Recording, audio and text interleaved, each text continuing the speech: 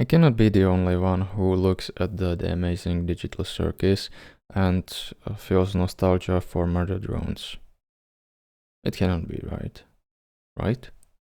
So hello there. This is my note after quite some time, I think 2 weeks or 3 weeks maybe even. And The Amazing Digital Circus episode 7 is out, and I'm planning to catch up with the 5th, 6th, and 7th episode now. It made me realize once more that when you want to have some sort of success, you should probably edit something that is new, people are interested in. So, for example, like new episode of Amazing Digital Circus. You should use a song that is trending now and deliver decent edit, a good one. And when these all three are all on point, then you will have a lot of views. Depper is pretty much doing exactly that. In my case, I just realized that I want to create what I want to create, not what will yield most views. Of course, I cannot complain then about not having enough attention that would satisfy me, but it is what it is. And honestly, after quite some time, after September, October, November, half of December, after a month and a half when the uploads stopped, TikTok finally kind of like stopped gaining new followers and actually regressed a little bit. I'm more successful than ever, honestly, but it feels like I would be ready to move on, like to stop editing, stop making videos because I achieved what I feel is achievable for myself, and just continue in life, leave editing hobby behind me and focus on other things, which is basically what was happening for the last month. But when I have an idea and it is kept bothering me in my mind, then I will just make it. I will just create it. It's interesting. 1000 followers with only 5000 likes. It feels maybe that now it will finally stop, that maybe I'm not small account by any means now, and the algorithm might work its mysterious ways.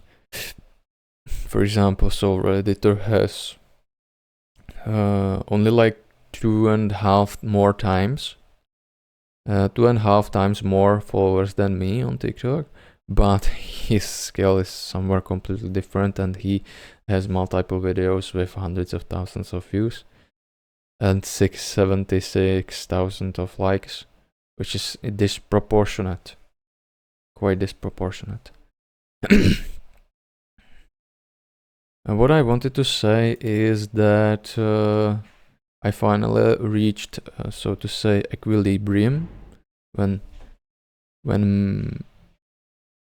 I am kind of like okay with not editing every day. I pursue other things in life now, and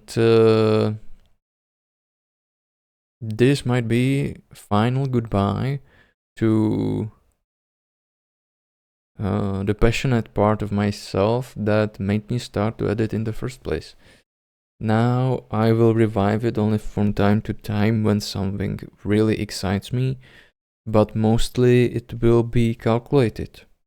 Mostly what I will create now, what I will edit and publish, will be based on, not because I really wanted to make it, but I had the skill and I was interested in how to make a certain edit work. For example, now I am having a little bit of trouble with JEdit on song that is not matching too well. It's like too so to say harsh. It would fit more to something like badassery instead of like sad edit. But that's it. I have hundreds of scripts semi-finished, and I'm picking from them one by one. And sometimes when idea strikes me too hard, I make a video on whim. So this is probably it. This is the time from which I like mentally move on. In reality, I will still post edit here and there, but what it does is that it does not feed the algorithm by any like sort of meaningful way. So the prioritization of the account via algorithm is gonna be on point, and I might keep getting like 1,000 views, but I think the videos will be disproportionately good, like better. Because don't get me wrong, I am entering now a time when every edit is polished to, so to say, perfection with patience that I might lack before, but it will take way more time to finish them.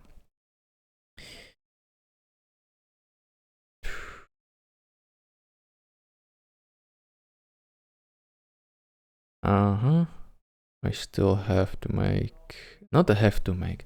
Why I would say have to? You see it? What it does to your brain to be an editor to create videos? Like you need to? No! We all entered this endeavor with probably just wanting to create with this intent. And over time it transforms into something else. In my case, whenever I watched my subscriber count or follower count grow, I got this like dopamine rush or something. But I understand that is pretty wrong way to look at it, and after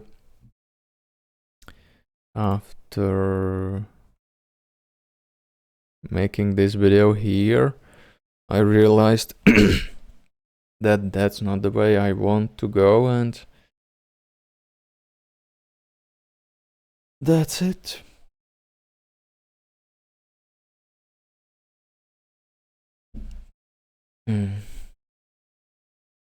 Nothing spectacular, really. It was just like a tiny flame that finally faded away. The passion that fueled my want to make videos. I would be probably pretty fine with not making any video anymore. But there are still multiple on my list, big ones, that I promised myself to make, and I will slowly but surely crawl my way there. The only video that I want to really make, like just for the game, is the amazing Digital Circus AMV after all the episodes will be out. Now I will catch up with the 7 episodes that are out. I will acquire them as a footage, and I will start working on the AMV I had in mind. Then I will watch it all in one go and start editing, like purely out of skill. And if my theory is right, the song will be not on point. I chose my song because I wanted. It's supposed to be a match, but who am I to judge? The internet will say it, if it's not, or if it is or isn't. And after Amazing Digital Circus will be out, this MV should be published right away. and should be the most successful long-form video on the channel.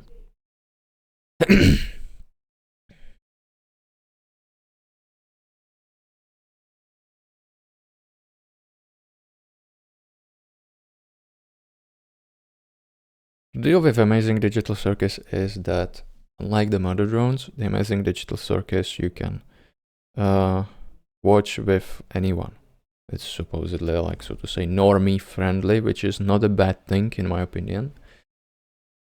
And views reflect that. First episode of the Amazing Digital Circus got like twice as more views than the whole Murder Drone series combined, all 8 episodes.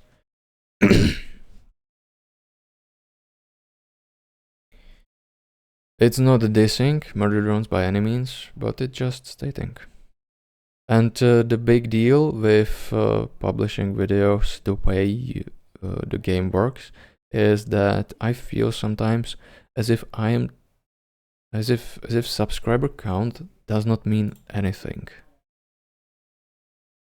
That for a lot of time from those subscriptions, it's simply just make a person excited enough to subscribe, and for the most part they will forget they ever subscribed to you, and it's just an empty number.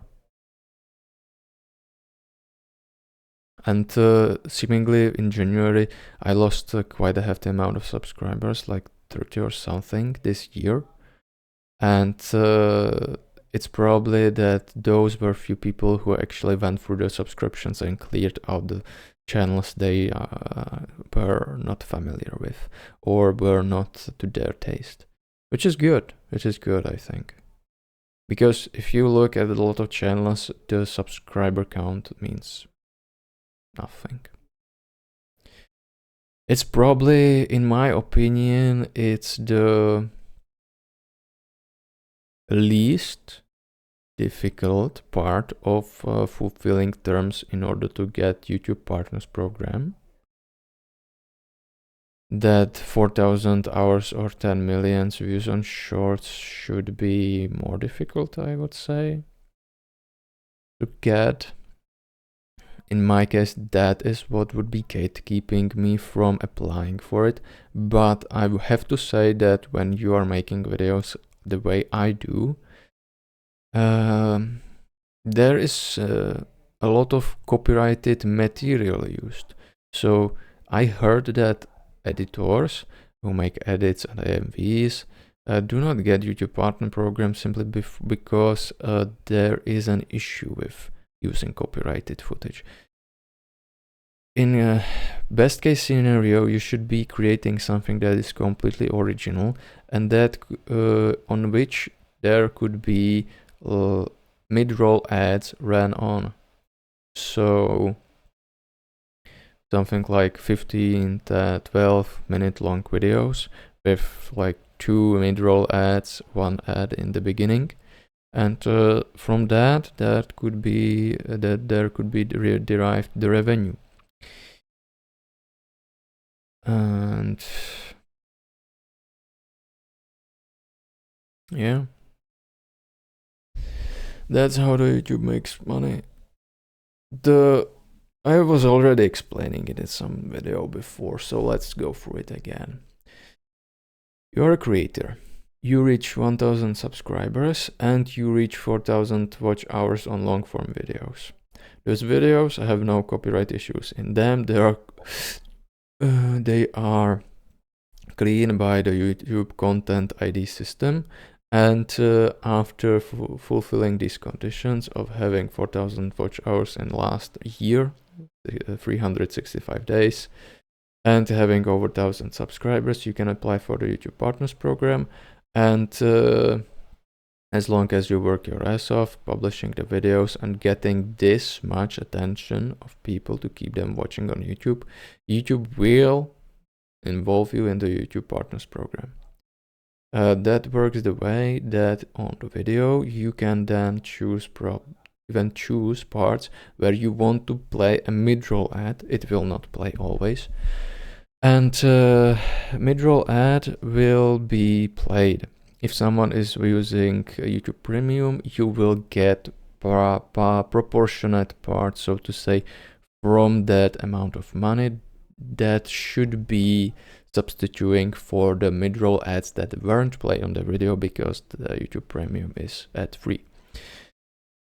How much money per view you will get from these mid-roll ads as the revenue depends on your niche. If you are making educational content that is touching the topic of finance, then the mid-roll ads will be tailored to serve this topic. And the companies that apply on YouTube with a bag of money and please play our ads are actually the most paying ones. So that could reach, even if it's a channel that has good reputation, a lot of watch hours is in the YouTube Partners program, then these people who are creating educational content about finances and have their ads targeted the audience which is interested in financial gain or something, then, like, I cannot explain it, I'm sorry, then it could be even $10 per 1,000 of views. Yes, so they do not need to get in way too much watch hours. On the other hand, if you are using like copyrighted song that you did not create it yourself, and you are creating and you are using footage to create an AMV, then both parties who hold the copyright, they may apply on running for ads to be run on your video, but not you. You will not get anything. That's why I get quite a blast out of the comments that go along the line. It's actual edit. I chose it to be an edit. I did complete blast when people who have no idea try to speak about it. Okay, why not? Let's run the animation. The music will be recognized by the content ID system. It will actually maybe even show like in the bottom here this way. So that will say you that even if I publish this video, if the song is playing, then I would not be able to make any profit out of it. I would have to mute it, which is the option in the YouTube Studio.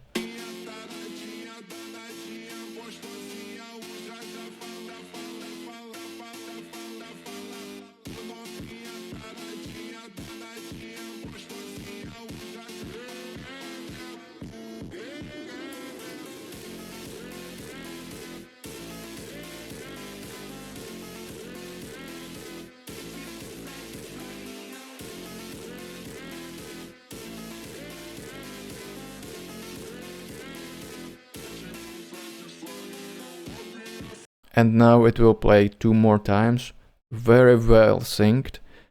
But this guy is creating these AMVs like 20 in 6 months. How is that possible? And look at the people, how they are in awe. And we are watching this for free. Why is this edit so satisfying? Okay. But got one this mom's watching. So this thread, we are watching this for free, is very interesting, and it's also liked by the creator. This animation is not made by AI, it's made by After Effects and Photoshop. And it was not created by the guy who has 40 million views. By the way, a month ago he had 20. He took the animation from the other 2 people. Alright. Ninjaristic Ninja and Mitarashi, whose videos are linked here. So this kind of like made me a little bit, so to say, I was thinking that there is a person who is able to do this. How the fuck? Probably AI. Then I dig in, then I saw the titles, then I watched the linked videos, and it's like that. Those videos are like 4 and 3 years old or something like that, and they have both like 1 million or 2 million views. Then 2-3 years later, someone comes when the My Hero Academia is finishing airing with the sick ass edit of these manga animations, and so to say, takes the credit on the surface. You actually, if I am an AMV creator and I had to, like, so to say, dig around, how much do you think that regular casual viewers who have no idea about AMV creation would notice this? That the animation is not his, that this is like as edit, but it's way too successful, to be honest, when it's the second line of use. I would be wondering if he asked for permission, Overtaker. He might not. The original videos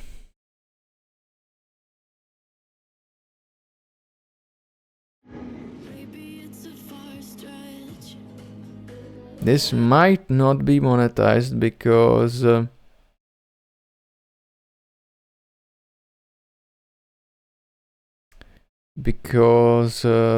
the song is recognized, but Igor said something alongside the lines that quite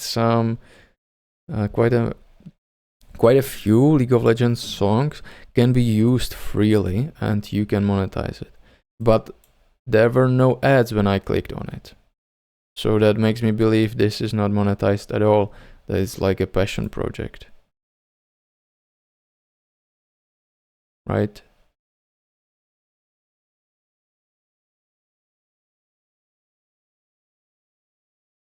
And the second one.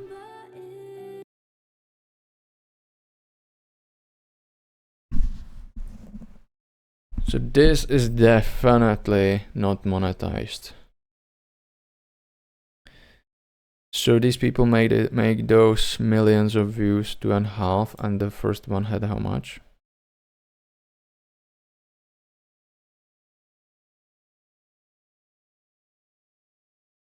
One. So these videos are passion projects.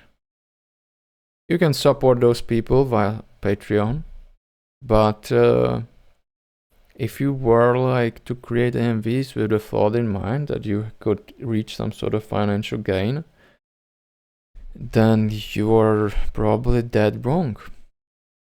The only some sort of way to make money probably is the way how is he called? Molob does the things.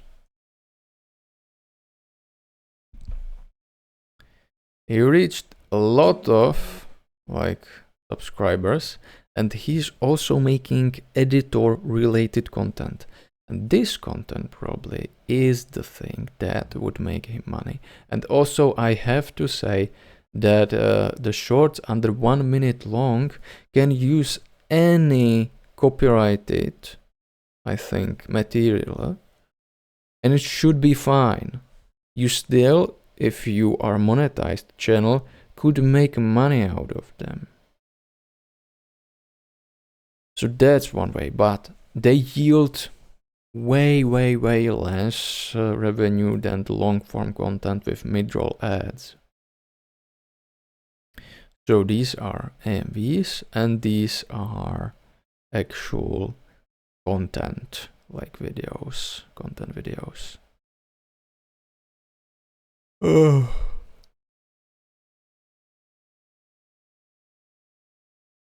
So how this channel works and yields money is probably flowing. built his following by making edits, reached a level that is ridiculous if you think about standard edits. They are called, I think, Twixter edits, like just using few clips from the Twixter, a few zooms here and there. No, those are casual. I am even under them, and these edits are completely transformative in a ridiculous way. Like basically, if you are an editor and the highest skill style, I saw the styles evaluated by the Molob in certain videos, you basically create your whole own animation and then you use editor's magic on top of it. And 3D animation, oh my god, like that's ridiculous. Those people are basically probably might be able to make money through the revenue on their work, but there is an issue. I don't know how like copyright ownership works in real world completely, because you for example cannot make a film to a comic book character if you don't buy rights to it. I don't know how that works. So that's that.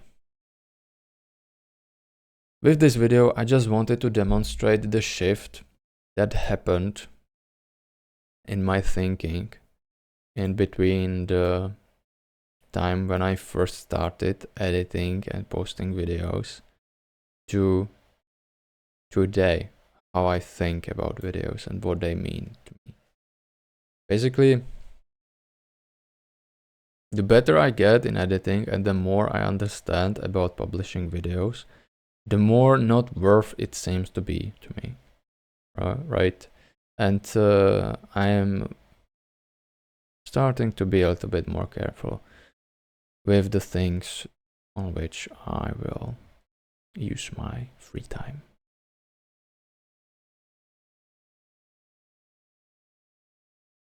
This is probably another episode of my daily bitching. Nice. I didn't have that one in a while. So that would be all. Thank you for listening and goodbye.